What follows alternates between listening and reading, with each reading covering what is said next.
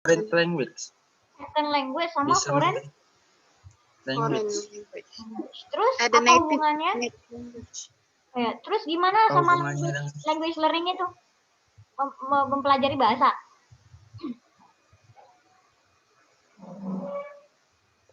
Apa hubungan sama target language? Teori kontrastif itu.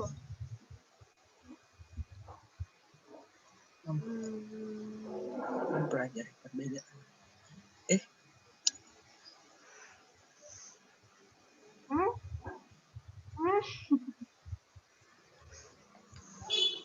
Kalian kalau misalnya nggak ngerti bukunya nonton YouTube nggak? Cari itu kontrastif analisis gitu.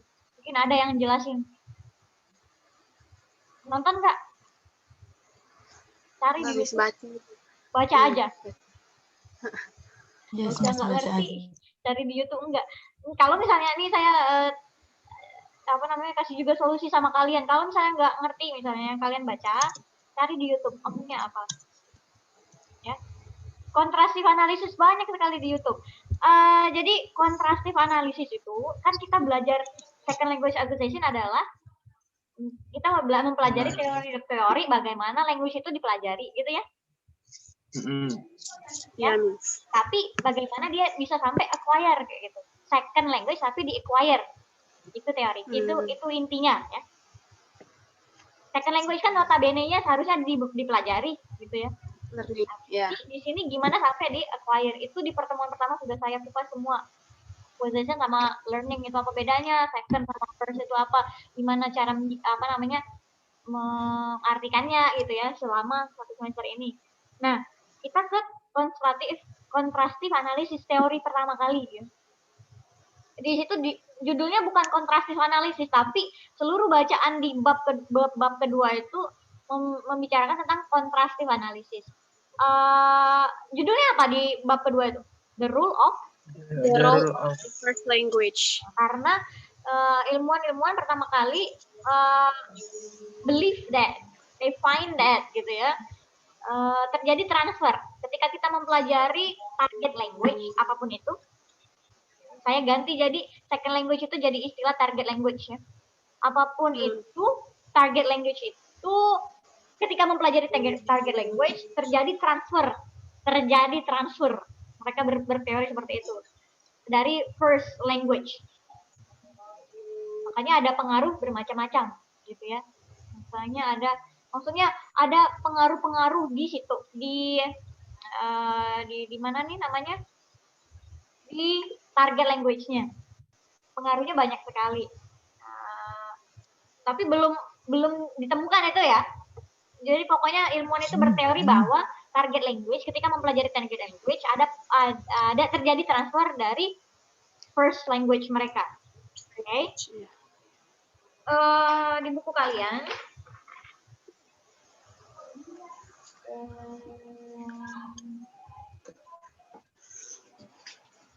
kemudian baru terjadi kalau misalnya ada terjadi transfer itu dari L1 dari L1 ke L2 tadi, ada pengaruhnya itu tadi, maka efek-efek ada dua.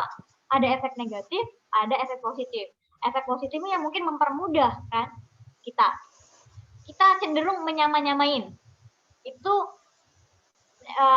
efek positifnya.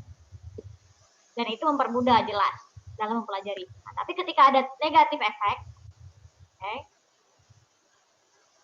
negatif efek, itulah yang terjadi error. Kalau kalian baca-baca sedikit, ada tuh error-error yang dibahas di bab ini. Kemudian, error itu terjadi karena ada differences. Sering nggak kamu ketemuin kata-kata differences penyaji waktu baca ini? Ada kan kata-kata differences, yes, differences. Nah, yang negatif-negatif itu terjadi karena differences tadi. Differences jelas beda ya. Maksud saya, jelas kalian tahu bedanya antara L1 kalian dengan target language. Differencesnya banyak sekali, nggak bisa dijabarkan satu persatu. Persamaannya juga ada ya. Persamaan dari linguistik. Semua tata bahasa punya noun, punya adjective, punya verb. Okay. Noun digunakan semua bahasa ya, tata bahasa, punya subjek kayak gitu. Okay. Belum lagi kalau misalnya nih, kalau bahasa kita sama target language English mungkin susah ya. Mungkin susah, terlalu beda ya pronunciation-nya. Oke. Okay. Tapi kalau misalnya kayak daerah se-Eropa, mungkin ada unsur-unsur fonologi yang sama bagi mereka. Oke. Okay. Nah, begitu juga jadi ada dua ya, mungkin di tata kata sinteks ataupun di tata bahasa morfem dan fonologinya. Perbedaan dan persamaan antara L1 dan L2 tadi terjadi transfer. Oke. Okay. Kemudian ini baru the rule of first language ya. Peranan si L1 tadi ke pembelajaran SLA. Maksud saya. Jadi ada negatif, ada positif. Mana lagi ya yang saya mau bicarakan? Kemudian peneliti mempelajari differences ini. Hal-hal negatif yang mempengaruhi pembelajaran transfer L1 ke L2. Karena mereka percaya ya bahwa pembelajaran target language itu terjadi transfer. Maka mempelajari lebih lanjut ke si differences tadi antara L1 dan L2. Mereka mengaitkan behaviorist learning theory.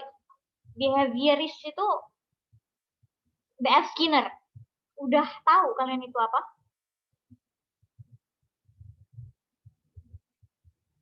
Behaviorist. Udah tahu belum apa itu? Teori apa itu?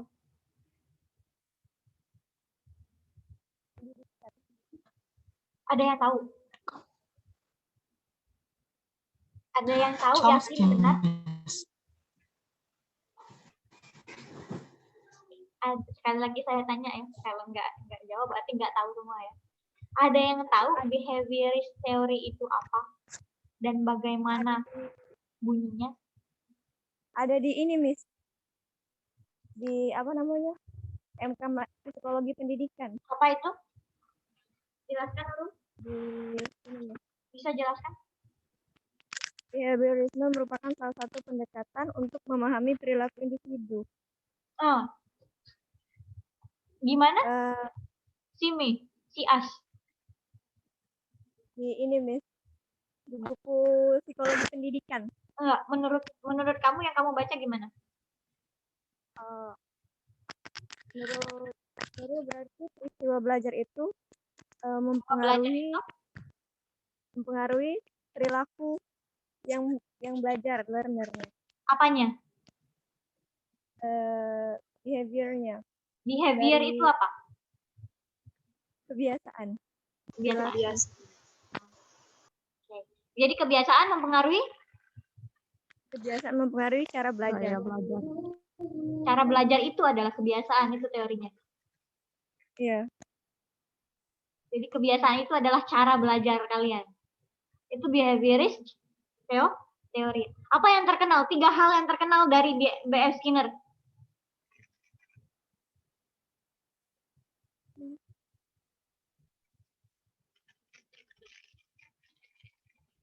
Tiga hal dari behaviorist itu. Dia melakukan uji coba pada tikus.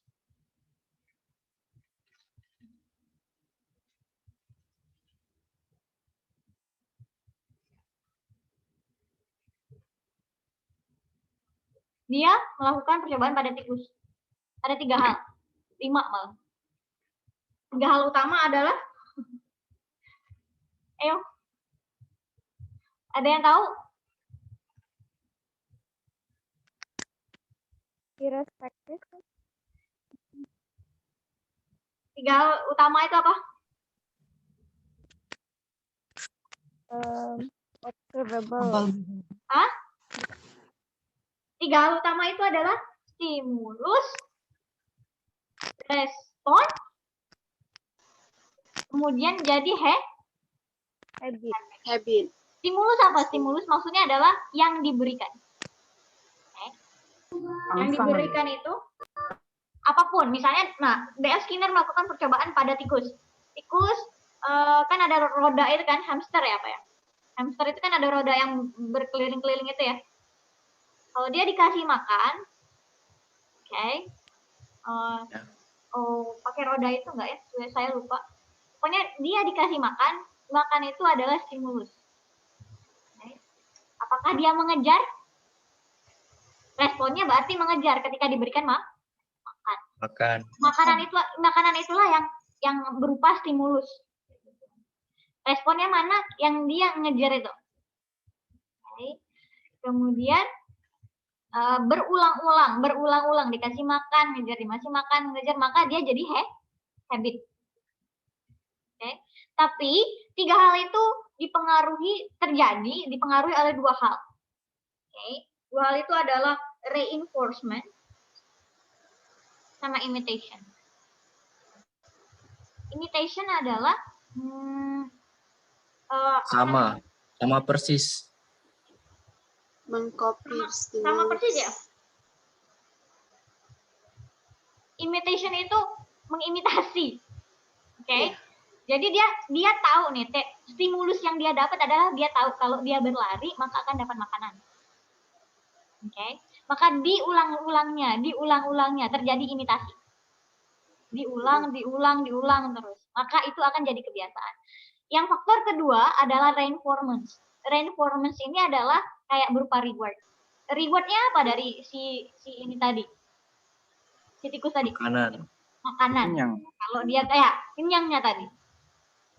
Oke, itulah teori behavior. Terkenal sekali ya. B.F. Skinner itu melakukan percobaan pada tikus dengan stimulus makanan tadi dan lari tadi ya. Jadi habit yang dia dapat, dia bisa lari. Oke, nah begitulah kita juga, nah behaviors tadi, begitulah juga kita belajar. B.F. Skinner berteori bahwa begitulah kita belajar dari habit tadi, dari behave kita tadi. Stimulus, peranan pentingnya adalah stimulus, kemudian respon, kemudian habit. Faktor yang mempengaruhi reinforcement sama imitation. Oke, itu terjadi itu teraplikasi dalam pembelajaran. Salah satu teori pembelajaran ya. Salah satu saja saya bilang. Apa hubungannya sama tadi ya? Kenapa bisa jadi ini? Ya itu tadi ya. Dari pengaruh yang tadi, ketika kita belajar second language dan kita menyamain, kemudian berulang-ulang, faktor psikolognya terjadi ke kita. Balik-balik tadi, tapi ketika dia jadi, kalau dia positif, apa tadi positif tadi? Ingat nggak positif tadi apa? Positif tadi kalau kalian menemukan persamaan gitu ya antara L1 dan L2 dan benar, maka dia jadi good habit. Tapi kalau ada yang salah, maka dia jadi error. Di halaman buku kalian di halaman 21, di situ dikatakan ada error kan? Ada ngebahas tentang error.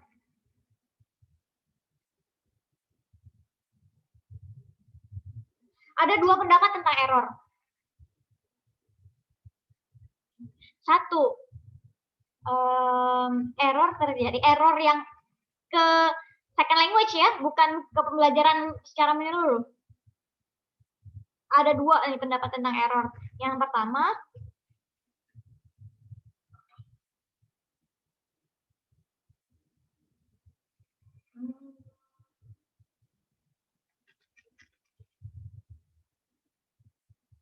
ada kata-kata interference di situ. Saya liatin bukunya ya.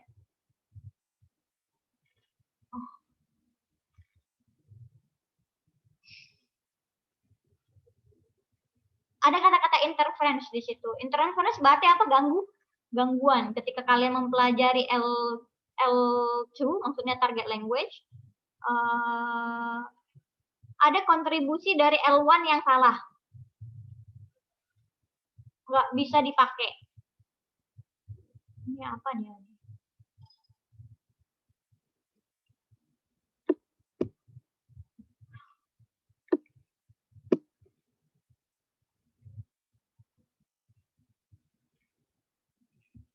Halaman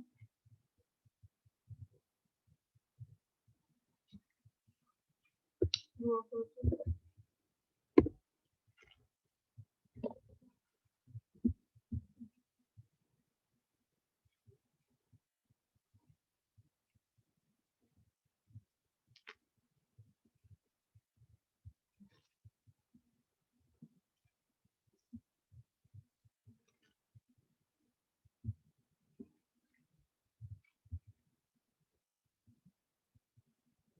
Nah ini error.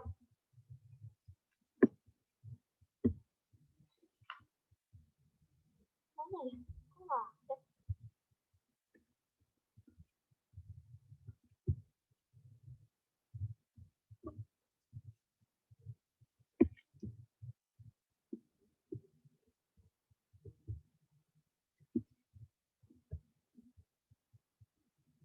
According to behavior, old habit gets in the way of learning new habits. Jadi error itu terjadi ketika kalian mempelajari new habit tapi old habitnya masih ada. Old habit tentunya di sini disambungkan dengan L1. New habit di sini maksudnya adalah target language, itu ya.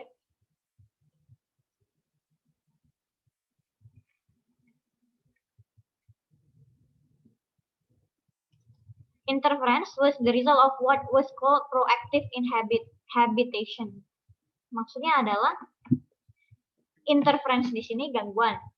Gangguan terjadi ketika kalian tidak mempelajari habit itu.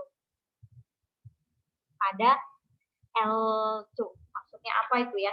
Sini, pakai bahasa saya aja lah, nggak usah pakai bahasa buku. Result of non-learning. Jadi error itu terjadi karena tidak adanya pembelajaran.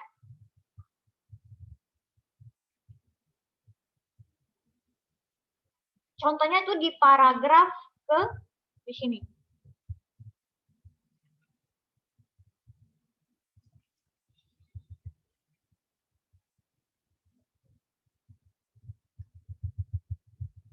Nah, of course, not all the pattern of habit L1 are different from those of L2. It is quite possible that the means of expressing a share.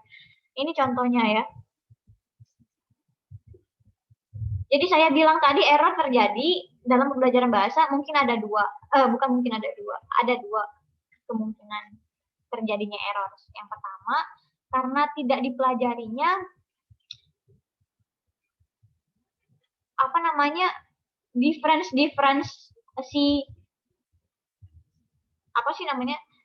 difference yang terjadi di L2 dan L1. Misalnya nih kayak gini ya.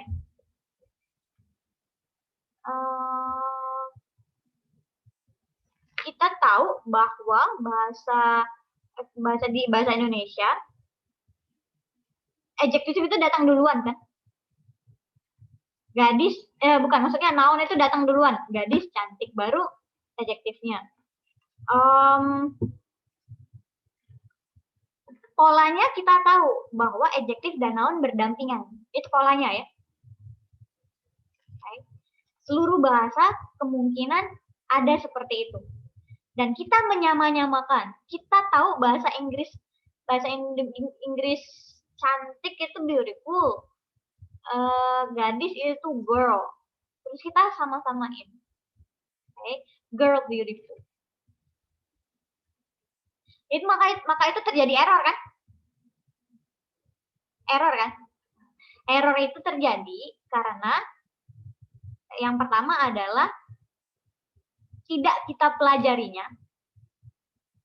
pelajarinya bahwa pola bahasa Inggris itu bertukar untuk adjektif dan noun. Makanya error yang pertama mungkin terjadi karena non-learning. You got it? Non-learning. Okay. Yang kedua, error terjadi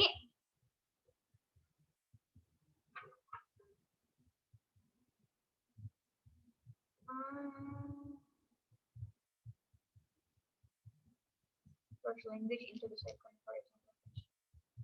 Sebentar ya.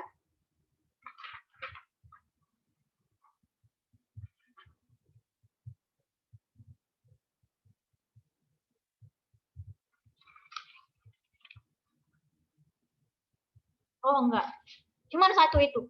Sorry, salah saya ya. Jadi cuma satu itu. Jadi di sini mereka berpendapat bahwa error itu terjadi karena yang non-learning tadi. Tidak dipelajari secara mendetail. Nah, tapi para saintis kemudian bereksperimen, mencoba lagi, dan mereka menemukan bahwa jika itu dipredik, kesalahan itu diprediksi ya. Okay. Misalnya nih, oh ada kemungkinan mahasiswa nggak bisa, bukan mahasiswa, murid tidak bisa membedakan itu tadi, bahwa bahasa Inggris punya polanya sendiri. Kalau itu dipredik, error-error yang mungkin terjadi banyak ya, dalam pembelajaran bahasa kan error-error banyak sekali ya. Nah, error-error itu diprediksi, maka transversi apa sih namanya, bahasa tadi akan smooth, akan bagus sekali. Oke. Maka itu lahirlah teori kontrastif analisis. Jadi bahasa itu dikontras sama mereka antara L1 dan kemudian target language. Mereka memprediksi differences. Oke. Nah, itu arti dari kontrastif analisis ya. Dia jadi dari teori dari transfer language tadi kemudian ke predik tadi, memprediksi error-error yang terjadi. Kalau teori apa namanya, saintis berteori bahwa kalau prediksi-prediksi itu diatasi, diketahui secara dini, maka error akan terminimalisir. Pembelajaran akan terminimalisir error. Itu kontraktif. Nah, penyaji, kalian tidak menyatakan ada yang namanya weak hypothesis sama strong hypothesis pada kontrastif analisis. Bagiannya Raffi. Ada disebutin apa? Tapi tidak di PPT memang apa cuma disebuti baik. Nah itu, padahal itu yang utamanya gitu ya. Jadi situ weak hypothesis sama strong hypothesis, tahu nggak itu Raffi apa? Bentar, lupa mem. Adanya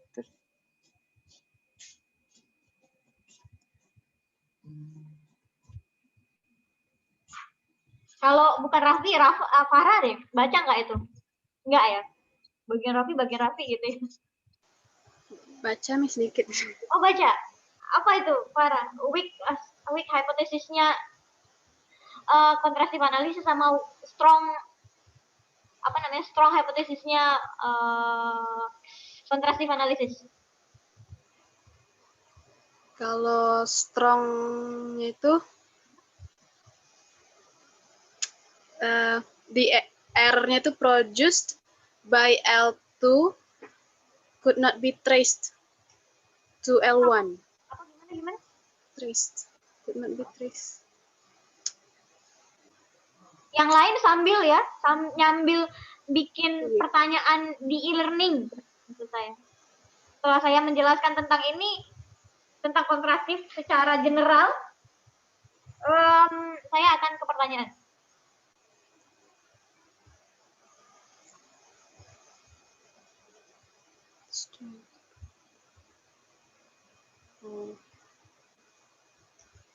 Ya.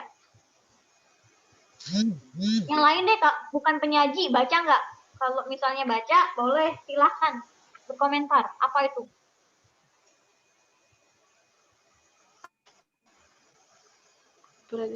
Dapat, Farah? Menurut kamu apa? Strong itu sama weak itu? Error L2 itu bisa diprediksi dengan error L2 bisa diprediksi dengan mengidentifikasi perbedaan antara target language dan first language dari First language. si learner ini. Jadi error itu bisa diprediksi dari Dengan Mengidentifikasi. mengidentifikasi perbedaan antara target language First language. dan And first the language first si language. learner. Oke, kalau yang weak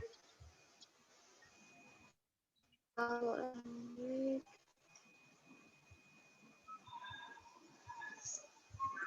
Oh my God. claims only to be diagnostic.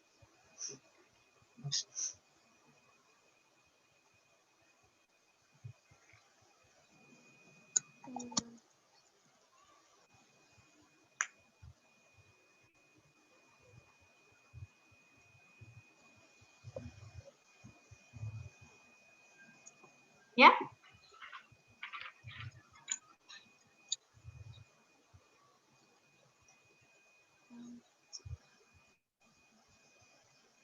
Difficult for Jadi kalau strong tadi dengan memprediksi error ya. iya, Miss. Berarti teori kontrastif secara keseluruhan ya. Yang saya bilang tadi. Ya kan? Gimana memprediksinya dengan mengkontras, membeda-bedakan. Oh ini dipelajari dengan ini dipelajari kayak gini. Kalau bahasa L2-nya gini, teori ini belajar ini, structure ini gitu ya. Tapi kalau L1 beda. Beda-beda ini mungkin terjadi error. Nah, sebelum terjadi error dikasih tahu tuh siswa. Nah, makanya diprediksi error tadi. Nah, kalau yang weak gimana?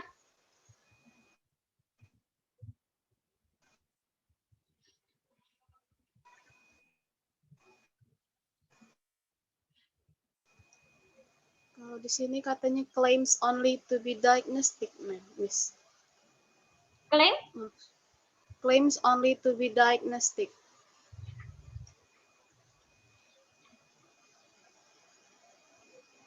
Claims only to be diagnostic. Concept can be used to identify which error are the